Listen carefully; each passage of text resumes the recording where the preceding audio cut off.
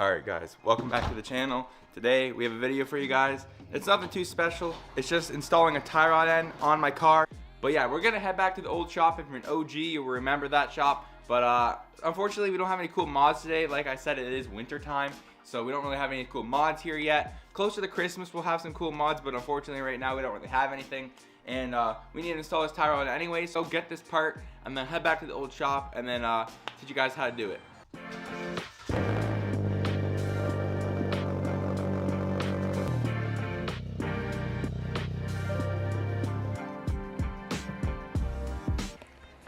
Alright guys, so we are now in the shop.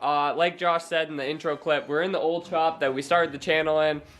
Even way back when we did the RC crap, we were in this shop. The other shop is just a work in progress right now. It's too crowded. Half our tools are still at the other shop, so we just figured it'd be safe here to just come here and work on the car here. So it is the passenger side tie rod end, and so yeah, we're just gonna get into putting it on, jacking it up, show you guys how to do it. It's a very easy job, but there's a couple tips and tricks for you guys to have to keep the alignment and everything intact. So yeah, let's get into installing this tie rod.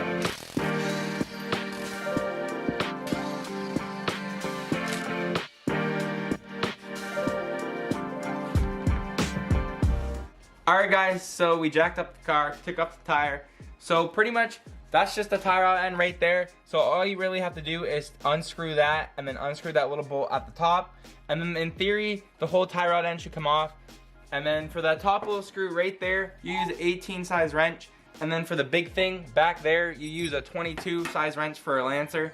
And the one tip for you guys, if you're taking this off, this is just for your alignment. So if you're gonna get it done, you don't really have to, but you might as well just do it so like until you get your alignment done, it's not so messed up.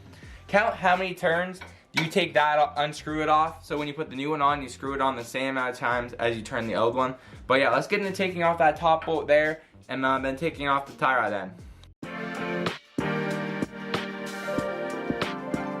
Guys, so we got the old one off. This is what the old one looks like. Obviously it moves very freely. I might not be able to show you guys, but it moves like that, goes back and forth, which is you're not supposed to do that. So it should just be hard and stern. Shouldn't be able to move it freely. Like I said, pretty easy take off. Like I said, make sure you count your turns. It's for your alignment, but it's just so you can get to the alignment rack. It's not so bad as if you just screwed it on randomly. But like I said, it's pretty easy take off. So we're gonna put it back on and then let you guys know after we're done. Right, guys, so right here, what you have to do first before you take it off, this is just so I can show you guys. You have to unloosen this off this part so you can screw this thing off of it. So after you do that, then you can take this bolt off that was on there. And now we're about to put it on. So pretty much you just have to count how many turns. Mine was 16, so we're gonna screw it on 16 times. And then you just count your full turns. So that was 1, and then 2, and then just so on. Alright guys, so we're all installed. Like I said, it was a very easy install. There's no reason why you should pay a mechanic.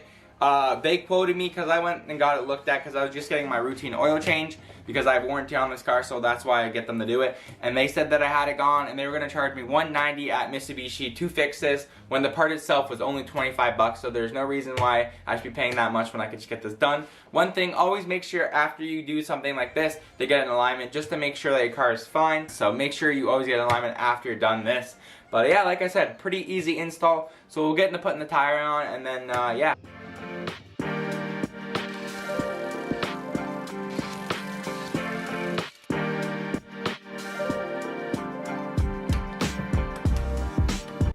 Alright guys, so that's the end of the video. We torqued down the tires. Like I said, it's just easy as that. Pretty easy install. I hope this video helped you guys out if you were wondering how to do it yourself. Hey guys, if you want to check us out on Instagram or TikTok, it's sboys_TV.